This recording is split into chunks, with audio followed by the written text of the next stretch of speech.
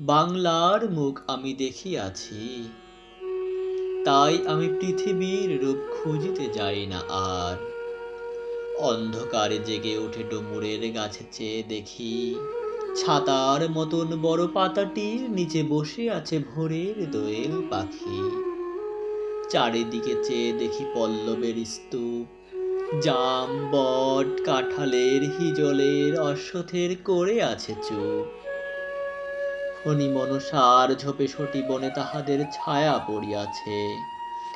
মধুকর ডিঙা থেকে না জানি সে কবে চাঁদ চম্পার কাছে। এমনি হিজল, বট, তমালের নীল ছায়া বাংলার অপরূপ রূপ দেখেছিল হয়।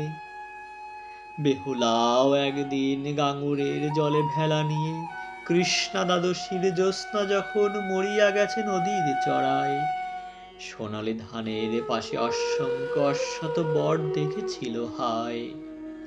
শ্যামার নরম গান শুনেছিল একদিন অমরায় গিয়ে, ছিন্ন খঞ্জনার মতো যখন সে নেচেছিল ইন্দ্রের সভায়। বাংলার নদী, মাঠ, ভাট, ফুল, ঘুঙুরের মতো তার কেঁদেছিল পায়। বাংলার মুখ আমি দেখিয়াছি হায়, তাই আমি পৃথিবীর রূপ খুঁজিতে যাই না আর।